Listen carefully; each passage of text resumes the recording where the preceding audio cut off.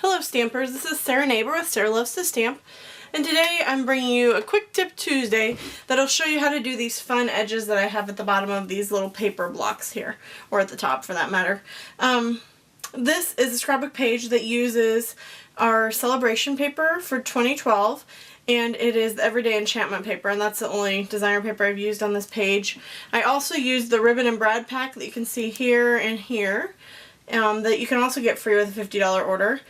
And then finally, I did include the new edgelets, oops, sorry, move the page, the new edgelets and the heart framelits, as well as I'm going to show you how to do this with the label framelits here. Alright, so I'm going to put that to the side, and here we go. So you'll need your Big Shot for this project, and then you'll want your platform closed, tab 2, and then you want a clear plate, and then you need your paper. And mine is, I believe, 3 inches wide. No, that's not right.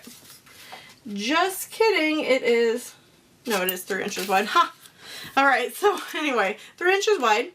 And then depending on if you want the shape to go up or to go down, you can see I used both on my page. Excuse me. You can do whichever side you want. If you do this, it's going to cut into it.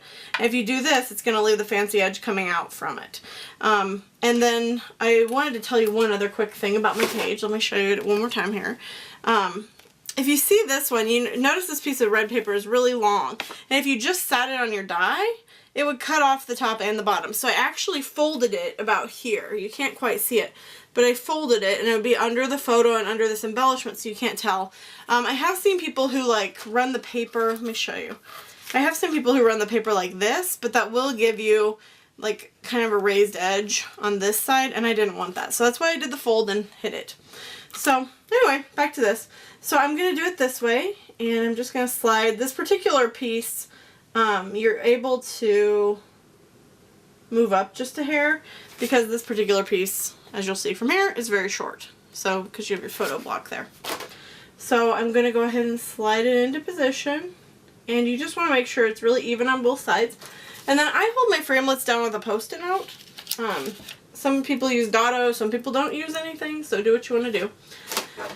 And then I'm going to go ahead and cut it. So I just put the clear plate on top, and now I'm going to run it through my Big Shot. Alright, so there it went through. Okay, and then you can see, pull that off. And here is your leftover piece that I used on my project. Okay, so there's that. And then you also have this piece that you can use, and I think I did the, yeah.